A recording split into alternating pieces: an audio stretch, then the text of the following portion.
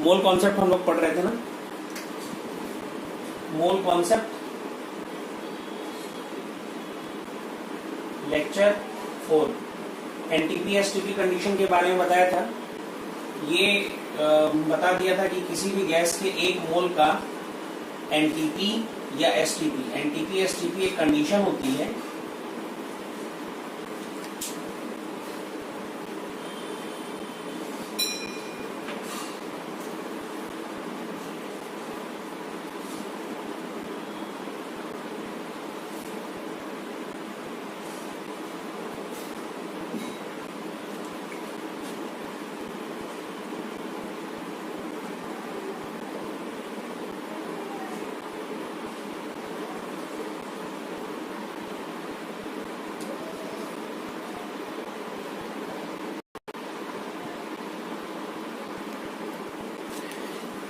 NTP STP एक condition होती है, वो कंडीशन जिसमें टेम्परेचर 273 केल्विन और प्रेशर 1 atm के बराबर होता है। इस कंडीशन को हम लोग बोलते हैं एनटीपी या एसटीपी कंडीशन। तो इसमें किसी भी गैस के एक मोल का एनटीपी या एसटीपी पर वॉल्यूम फिक्स होता है 22.4 लीटर। एक मोल का वॉल्यूम अगर 22.4 लीटर है तो एन मोल का 22.4 इंटू एन होगा। तो हम कह सकते हैं अगर हमको वॉल्यूम एट एसटीपी या एनटीपी, एसटीपी एनटीपी दोनों एक बराबर ही हम मान लेते हैं, निकालना है तो मोल को 22.4 से मल्टीप्लाई करना पड़ेगा। या अगर हमको मोल निकालना है तो वॉल्यूम एट एसटीपी और एनटीपी को 22.4 से डिवाइड करना पड़ेगा। ये रिलेशन हमको मिल गया। तो अब हम क्या करते हैं, तुमको मोल का जो रिलेशन बताया था उसको थोड़ा सा चेंज करते हैं। देखो मोल है, पहले लेक्चर में तुमको बताया था कि मोल का काम क्या है, मास नंबर को एक दूसरे से जोड़ना, ये बताया था ना। अब इसको थोड़ा सा बढ़ाते हैं। मोल का काम मास नंबर और वॉल्यूम एट एसटीपी एनटीपी, इन तीन चीजों को एक दूसरे से जोड़ना है। मास से मोल निकाल सकते हैं, मोल से मास निकाल सकते हैं, नंबर से मोल निकाल सकते हैं, मोल से नंबर निकाल सकते हैं, वॉल्यूम से मोल निकाल सकते हैं और मोल से वॉल्यूम निकाल सकते हैं। मास से मोल निकालने के लिए हम लोग एटॉमिक मास या मॉलिक्यूलर मास से डिवाइड करते हैं, ये बताया था। नंबर से मोल निकालने के लिए हम लोग एवोगैड्रो नंबर Na से डिवाइड करते हैं, 6.022 इंटू 10 टू द पावर 23। और वॉल्यूम से मोल निकालने के लिए 22.4 से डिवाइड करते हैं। जब भी तुम मोल निकालोगे डिवाइड करोगे, दिमाग में ये बात बैठा लो। और मोल से जब कुछ निकालोगे तो मल्टीप्लाई करोगे।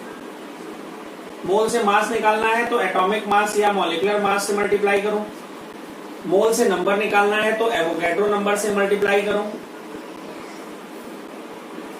और मोल से वॉल्यूम एट एसटीपी एनटीपी निकालना है तो 22.4 से मल्टीप्लाई करना। ठीक है ना। तो मोल, अब हम कहेंगे कि हमारे पूरे केमिस्ट्री में मोल तीन चीजों को जोड़ रहा है एक दूसरे से। ये बना लो, वाई टाइप का बना है, वाई डायग्राम इसको हम लोग बोलते हैं। ये वाई डायग्राम एकदम रटा होना चाहिए, पूरी तरह से याद होना चाहिए। वाई डायग्राम बना लो, इसको जल्दी से बनाओ।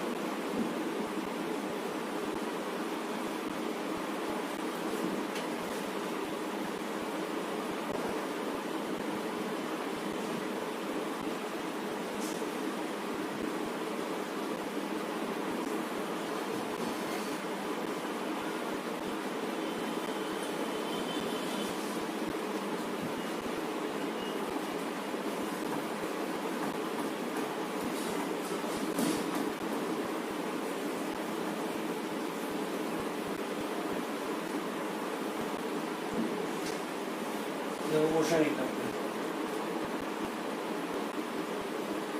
From a sample of 160 gram SO3 gas, 6 into 10 to the power 23 molecules of SO3 are removed. Calculate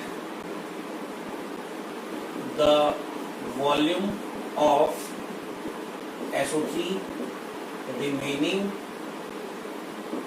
at ST. 2 minute.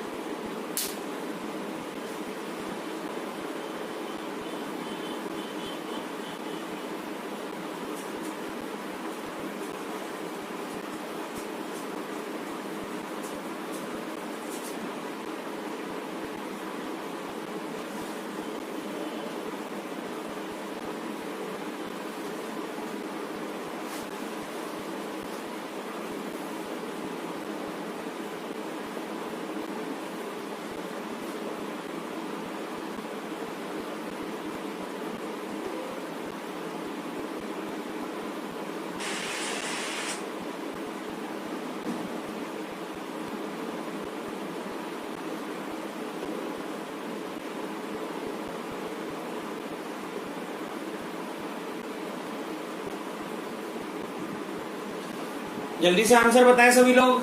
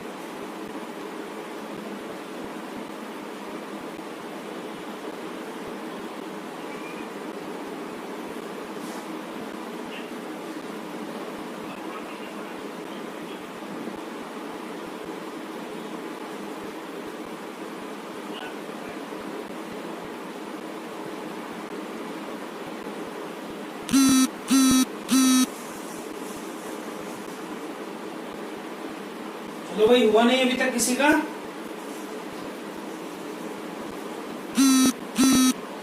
हमेशा क्वेश्चन मोल से सॉल्व करने की कोशिश करो। देखो मास दिया हुआ है, पहले निकालो इनिशियल मोल्स। मोल्स आई, इनिशियल मोल्स।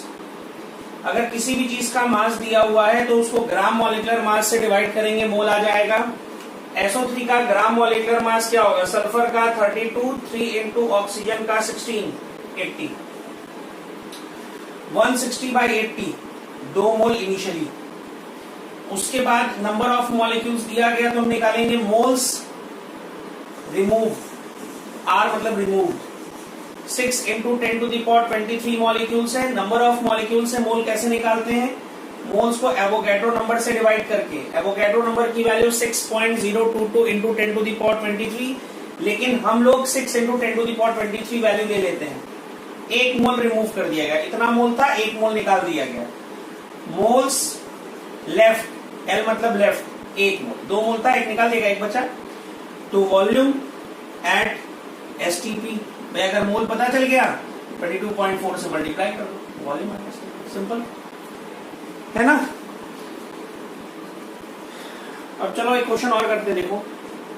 गैस, मास, मोल और वॉल्यूम एट एसटीपी, या एक कॉलम और बढ़ा लेते हैं, जितना अभी तक पढ़ा है। मास, मोल, नंबर ऑफ मॉलिक्यूल्स और वॉल्यूम एट एसटीपी।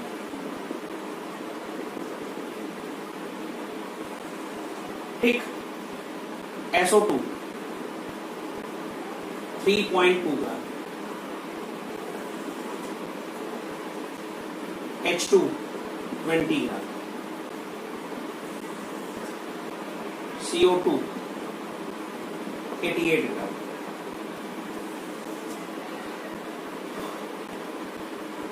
NO2 9.2 ग्राम,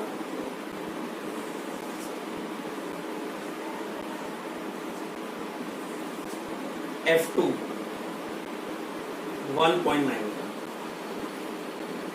या 3.8 ग्राम। मोल निकालना है, मॉलिक्यूल्स निकालने हैं, कितने मॉलिक्यूल्स होंगे, टोटल नंबर ऑफ मॉलिक्यूल्स, और वॉल्यूम एट एसटीपी निकालना है। करो, 1 2 3 4 5 कैसे ना, और 7-8 मिनट लगना चाहिए बस, करो। 444 हो रहा है, 451 तक हो जाना चाहिए।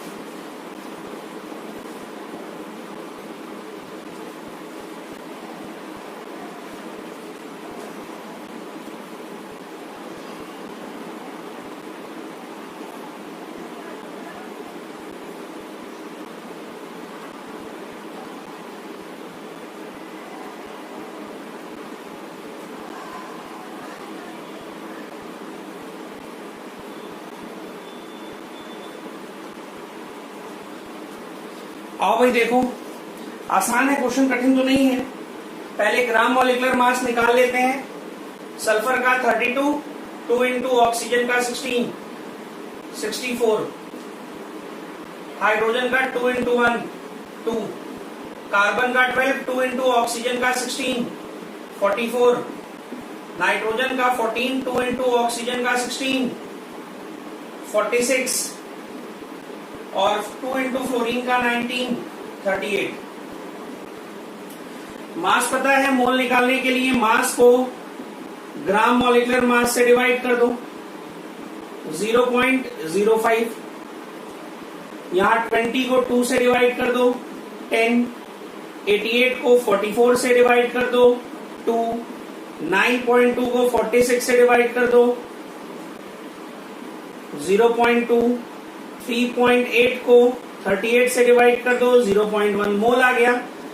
अगर मोल पता चल गया तो नंबर ऑफ मॉलिक्यूल्स कैसे निकालते हैं? मोल को एवोगैड्रो नंबर से मल्टीप्लाई करके, बस और कुछ नहीं करना है। जब हमको वैल्यू की जरूरत पड़ेगी तो एवोगैड्रो नंबर की वैल्यू तुमको याद करा दिया है, तुम लोग आराम से रख सकते हो।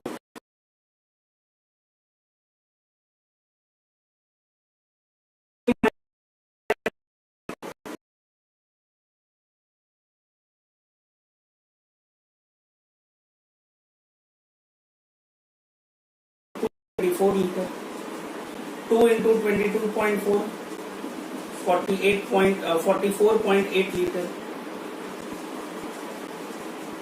0.2 इंटू 22.4, 4.48 लीटर। 0.1 into 22.4, 2.24 litre. ठीक है ना, हो गया ये। अब एनटीपी एसटीपी कंडीशन के आगे चलते हैं। Concept 6, concept 6।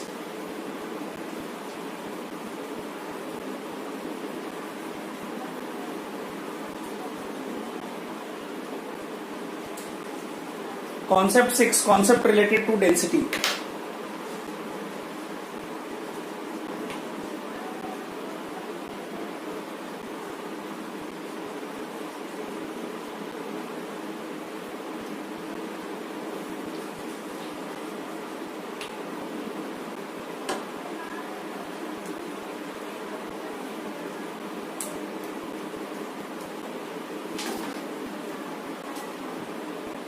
Concept 6, concept related to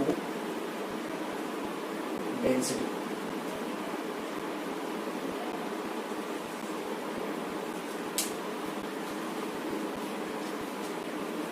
Concept related to density.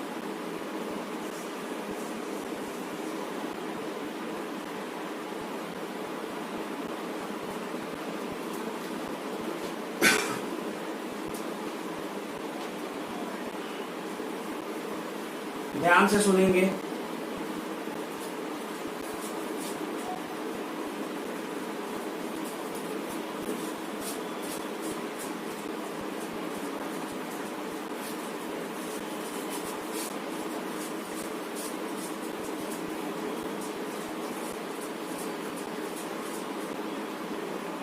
देखो, हम लोग केमिस्ट्री में दो तरह की डेंसिटी पढ़ते हैं। एक एब्सोल्यूट डेंसिटी,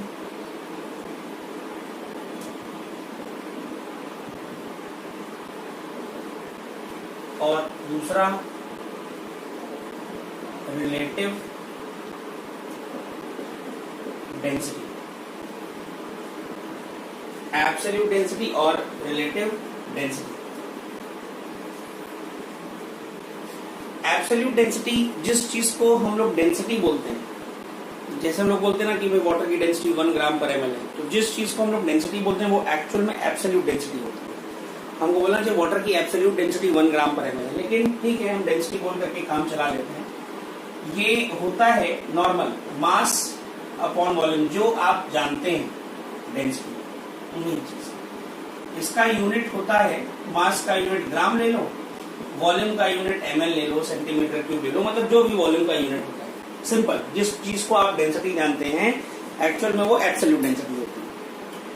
रिलेटिव डेंसिटी देखो दो तरह की होती है, एक होता है specific gravity,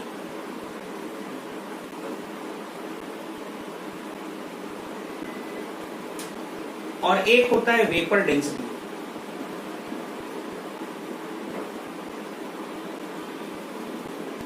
vapour density VD, specific gravity. Relative शब्द का मतलब होता है कि आपको किसी चीज के रिस्पेक्ट में निकालना है। मतलब जब आप डेंसिटी को किसी दूसरी डेंसिटी के रिस्पेक्ट में निकालेंगे तो उसको बोलेंगे रिलेटिव डेंसिटी। अब रिस्पेक्ट में कैसे निकालते हैं? कुछ नहीं करना है, जिस चीज के रिस्पेक्ट डेफिनेशन बनाई गई है, अब उस डेफिनेशन में जिसके रिस्पेक्ट में निकालने के लिए बोला गया है उसकी डेंसिटी से डिवाइड कर दो। मतलब स्पेसिफिक ग्रेविटी बराबर डेंसिटी ऑफ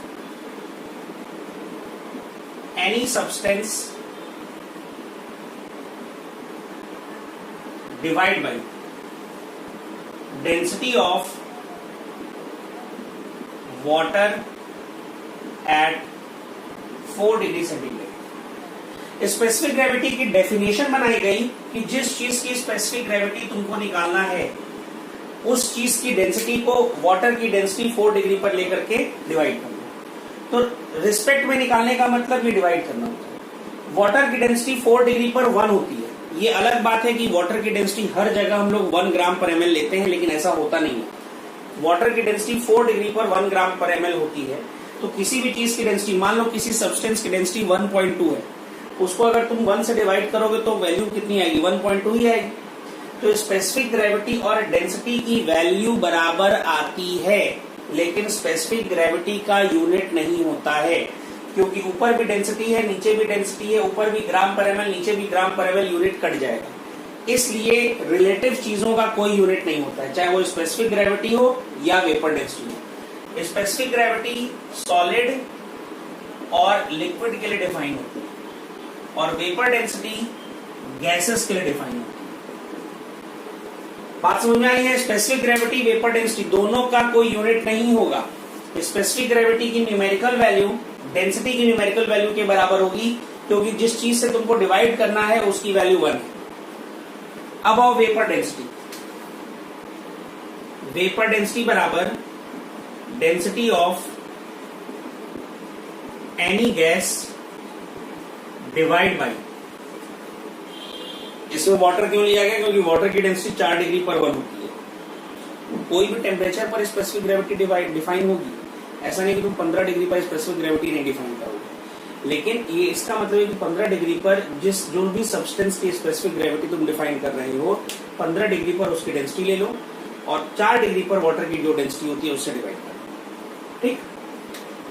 वेपर डेंसिटी मतलब density of any gas divide by density of hydrogen gas. Hydrogen gas क्यों ली गई? क्योंकि हाइड्रोजन गैस सबसे हल्की गैस होती है। ये डेफिनेशन होगी। मतलब अगर हमसे पूछा जाए स्पेसिफिक ग्रेविटी की डेफिनेशन, तो हम बताएंगे density of any substance with respect to H2O is called specific gravity, और वेपर डेंसिटी की डेफिनेशन हम बताएंगे density of any gas with respect to hydrogen gas is called vapour density.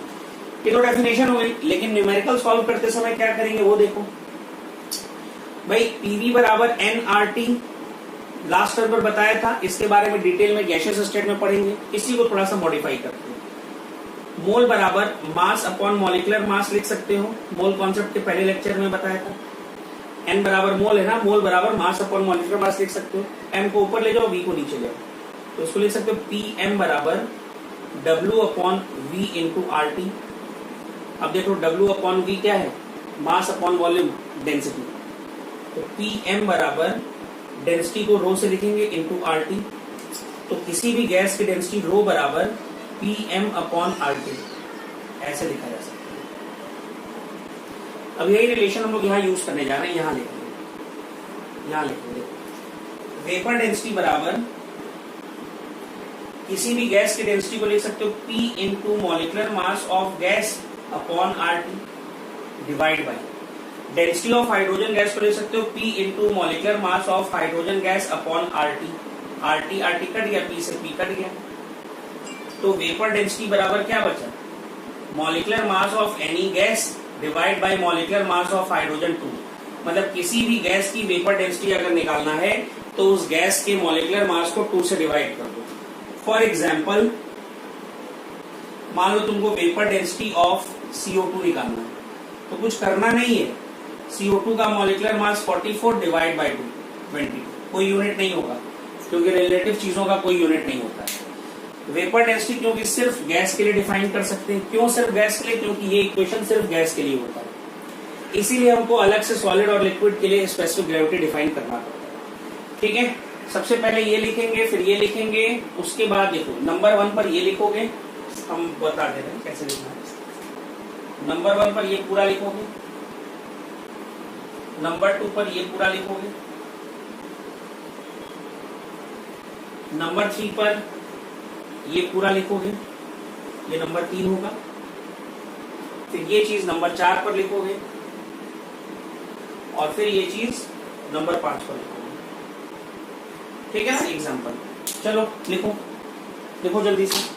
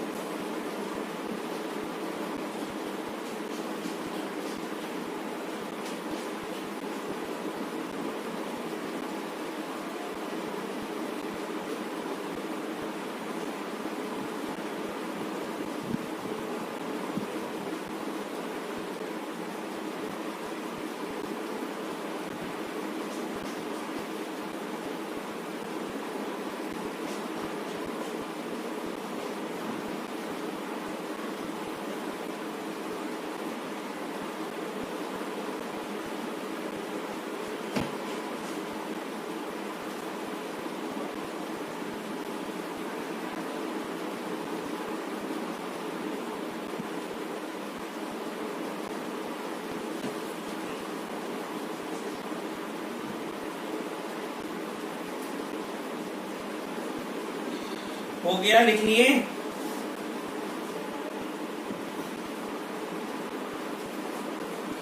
हो गया भाई, आगे चलें।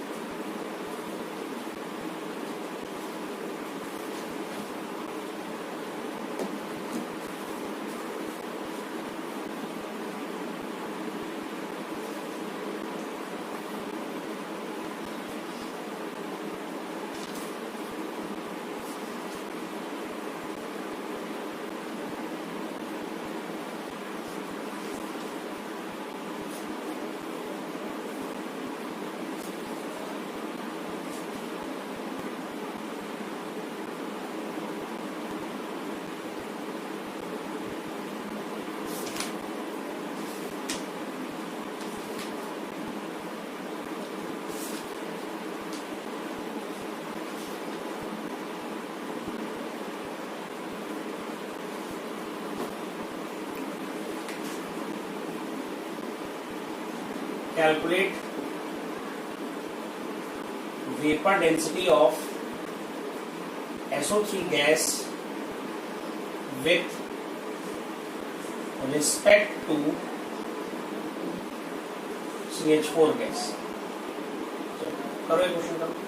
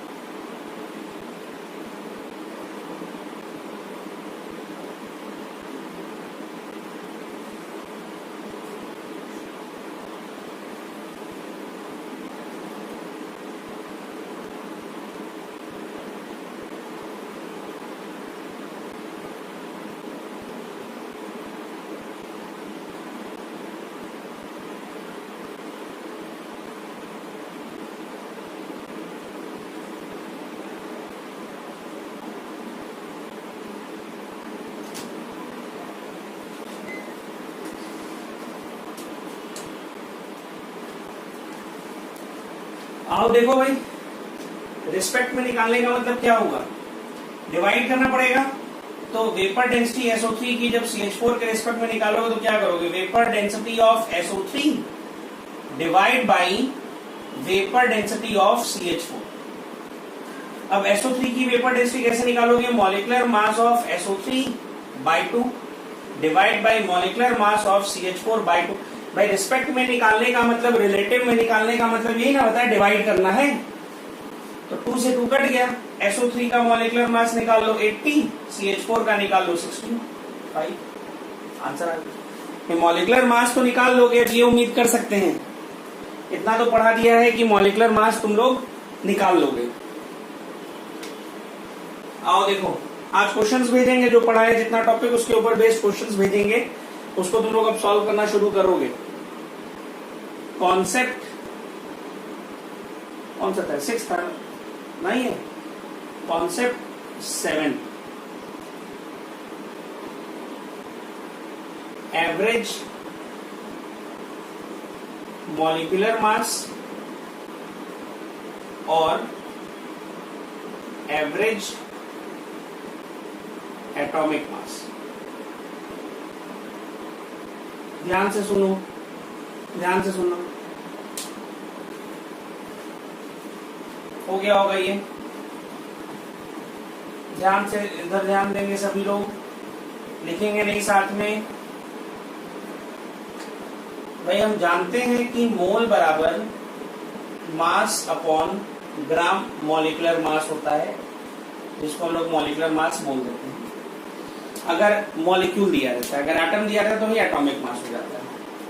तो मॉलिक्यूलर मास बराबर मास अपॉन मोल हो जाएगा, ये ना होगा। तो अगर हमको एवरेज मॉलिक्यूलर मास निकालना है तो एवरेज मॉलिक्यूलर मास मतलब total mass upon total mole. भाई एवरेज निकालने का जो बेसिक तरीका होता है वो यही, तो हमको बेसिकली यही करना है।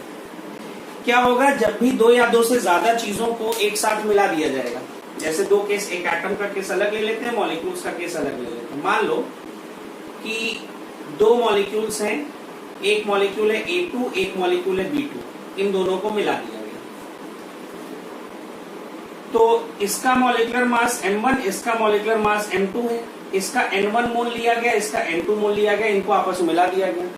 तो अब इस मिक्सचर में, ये जो मिक्सचर बना 2 चीजों को मिला करके, इस मिक्सचर का जो मॉलिक्यूलर मास आता है उसी को हम लोग बोलते हैं average molecular mass M average और mean molecular mass M mean. कैसे निकालेंगे, total mass divide by total mole, यही ना होगा। तो टोटल मास मतलब A2 का मास प्लस B2 का मास, A2 और B2 के मास को जोड़ दोगे टोटल मास आ जाएगा, और A2 और B2 के मोल को जोड़ दोगे तो टोटल मोल आ जाएगा। ठीक है ना। अब किसी भी चीज का, अच्छा जैसे यहां से हम लोग मोल बराबर मास अपॉन मॉलिक्यूलर मास लिख सकते हैं, वैसे ही मास बराबर मोल इनटू मॉलिक्यूलर मास ऐसे भी लिख सकते हैं। तो अगर A2 का मास निकालना है तो A2 के मोल को A2 के मॉलिक्यूलर मास से मल्टीप्लाई कर दो, N1 M1। B2 का मास मतलब N2 M2 divide by N1 plus N2, आ गया एवरेज मॉलिक्यूलर मास। एकदम सिंपल है। अगर 3 चीज होती, मान लो A2 B2 C2, तो N1 M1 plus N2 M2 plus N3 M3, C2 का N3 और M3 मान लेते हैं, divide by N1 plus N2 plus N3। ठीक है ना। अगर मान लो क्वेश्चन में मोल के बजाय मास दिया रहे, मान लो इसका 10 ग्राम है, इसका 5 ग्राम मिलाया गया, तो मोल निकाल लेना, क्वेश्चन मोल से सॉल्व करेंगे। अगर मान लो एटम्स हो, तो एक एटम में X, एक एटम में Y, इसका मोल N1, इसका मोल N2, इसका एटॉमिक मास A1, इसका एटॉमिक मास A2, तो क्या करेंगे, तो यहां पर आएगा average atomic mass, molecular mass को M, एटॉमिक मास को A। यहां भी तरीका वही होगा भाई, A का मास, सॉरी X का मास प्लस Y का मास डिवाइड बाय X का मोल प्लस Y का मोल। अब जब एटम होता है तो मोल निकालने के लिए मास को एटॉमिक मास से डिवाइड करते हैं, ये तो बता चुके हैं। तो मास निकालने के लिए मोल को एटॉमिक मास से मल्टीप्लाई कर दो, N1 A1 plus N2A2 divide by N1 plus N2, ये एवरेज एटॉमिक मास होगा। तो अगर मॉलिक्यूल्स दिया रहेगा क्वेश्चन में तो मॉलिक्यूलर मास को ले लेना, एटम्स दिया रहेगा तो एटॉमिक मास को ले लेना। ठीक है, चलो लिखो, ये इधर है, इसका ये, चलो लिखो।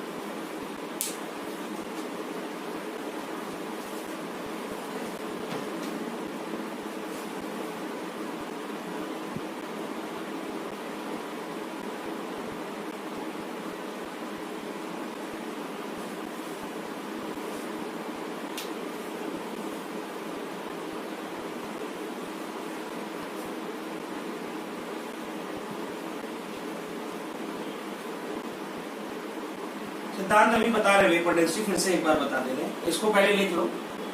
अगर इसमें वेपर डेंसिटी अभी फिर से तुमको एक्सप्लेन कर दे रहे हैं, इसको लिख लो पहले। अगर किसी को इस टॉपिक में दिक्कत हो तो तुरंत बोल दो अभी, अगर इस टॉपिक में किसी को कोई दिक्कत हो तो।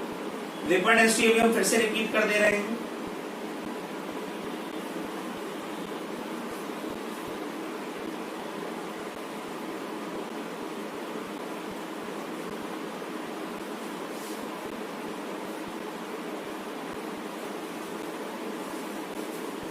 इस टॉपिक को लिख लो, वेपर डेंसिटी हम फिर से रिपीट कर दे रहे हैं, इस टॉपिक को लिख लो। और अगर इसमें कोई दिक्कत हो तो फिर पूछ लो कि पहले ये टॉपिक में कोई दिक्कत होगी तो वो बता दे रहे हैं। वेपर डेंसिटी हम फिर से भी एक बार रिपीट कर देंगे।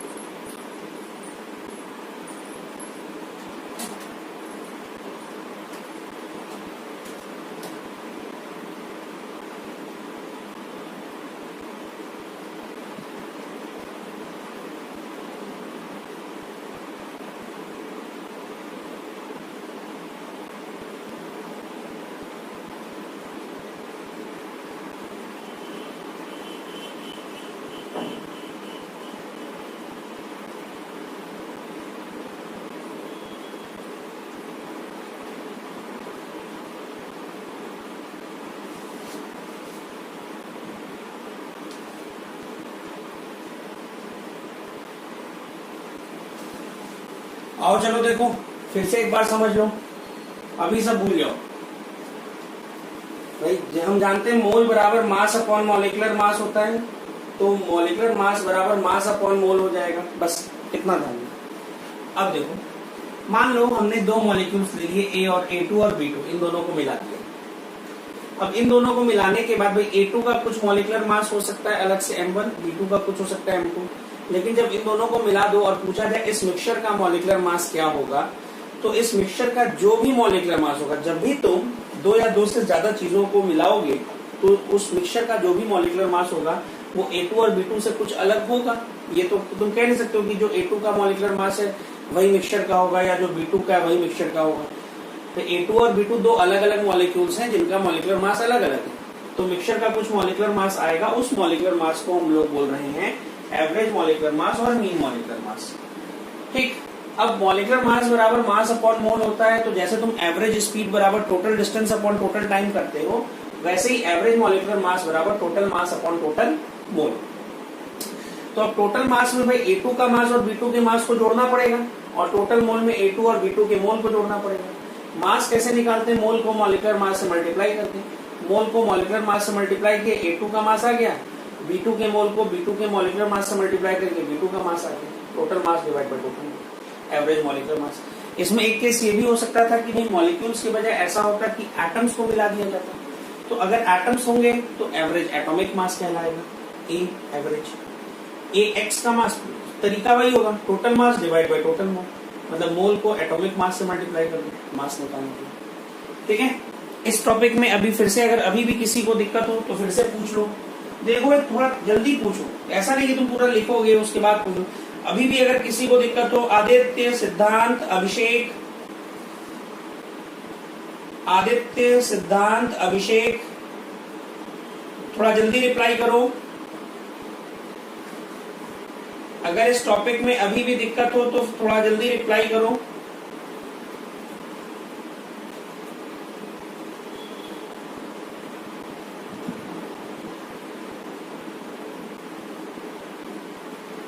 आदित्य, सिद्धांत, अभिषेक, इस पर्टिकुलर टॉपिक में अगर अभी भी दिक्कत है दोबारा एक्सप्लेन करने के बाद तो बोलो फिर से बता दे रहे हैं, फिर से समझा दे रहे हैं, नहीं तो फिर मान ले कि इस टॉपिक में अब दिक्कत नहीं है।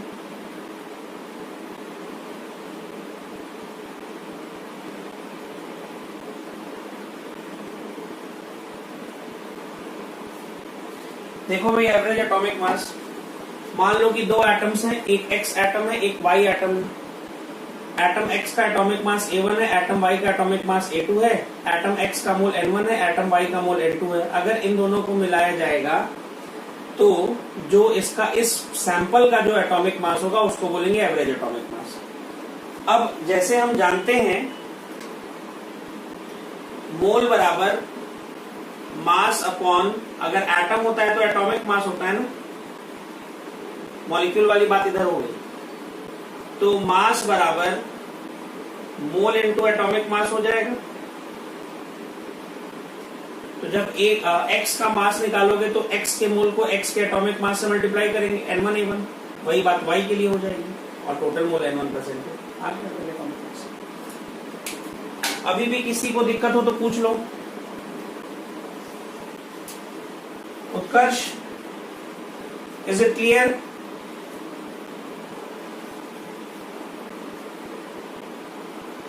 Those who don't have any problem, please raise your hand. Those who don't have any problem in this topic, please raise your hand.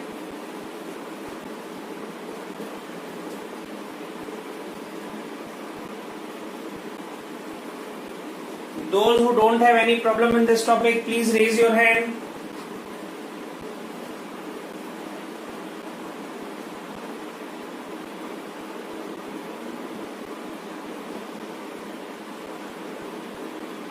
Everybody, please raise your hand.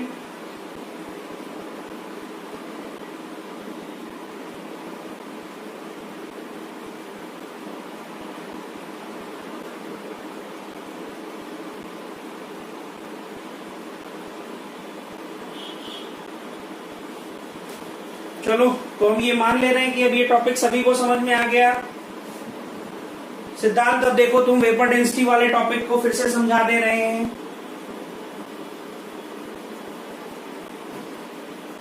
देखो वेपर डेंसिटी बराबर vapour density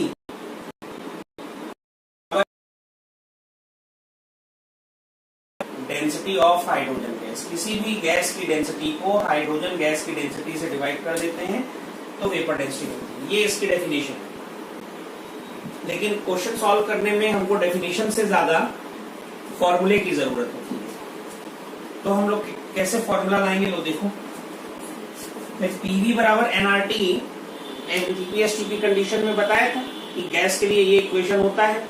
यही से तो आता है ना 22.4 litre किसी भी गैस के 1 मोल का वॉल्यूम। ये इक्वेशन कहां से आता है वो हम लोग गैसेस स्टेट चैप्टर में पढ़ेंगे। तो इसको थोड़ा सा हम चेंज करने जा रहे हैं। हम लिख पीवी बराबर, ये एन मोल है ना, मोल बराबर, तो पीएम बराबर mass upon volume into RT. Mass upon volume क्या होता है, डेंसिटी। तो पीएम बराबर रो आरटी, तो रो बराबर PM upon RT. Rho density है, ये रो डेंसिटी है, मतलब किसी भी गैस की डेंसिटी को हम ऐसे लिख सकते हैं पीएम अपॉन आरटी। तो अब वही चीज हम यहाँ पर रखने जा रहे हैं। किसी भी गैस की डेंसिटी को लिख सकते हैं P into molecular mass of gas upon RT, P into molecular mass upon RT. और हाइड्रोजन की डेंसिटी को लिख सकते हैं P into molecular mass of hydrogen upon RT. ऐसा लिख सकते हैं इस इक्वेशन से। आरटी आरटी कट गया, पी से पी कट गया, तो क्या आ गया, मॉलिक्यूलर मास ऑफ गैस, वो तो गैस जब दिया रहेगा तब निकालेंगे, और हाइड्रोजन का मॉलिक्यूलर मास 2, ये हो गया वेपर डेंसिटी। ठीक है ना। तो किसी भी गैस की डेंसिटी को जब हाइड्रोजन की डेंसिटी से डिवाइड करते हैं तो वेपर डेंसिटी मिलती है, और जब वैल्यू पुट करके सॉल्व करते हैं तो ये फॉर्मूला आ जाता है। अभी भी अगर डाउट हो सिद्धांत तो पूछ लो। सिद्धांत सिद्धांत सिद्धांत वेपर डेंसिटी समझ में आया?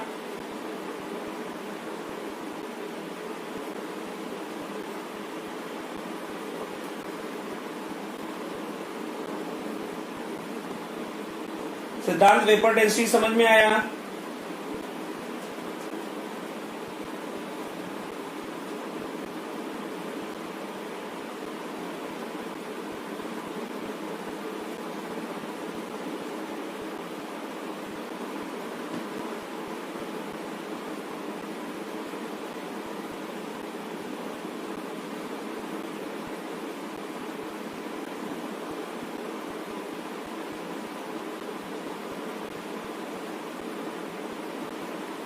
सिद्धांत वेपर डेंसिटी अगर नहीं समझ में आया हो तो फिर से पूछ लो, अदरवाइज अब ये क्लास एंड करने जा रहे हैं। ये मान ले रहे हैं कि सबको समझ में आ गया सब कुछ।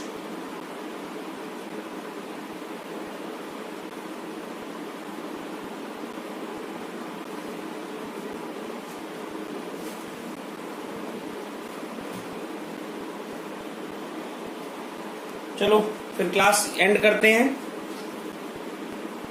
क्लास यहीं पर एंड करते हैं। नेक्स्ट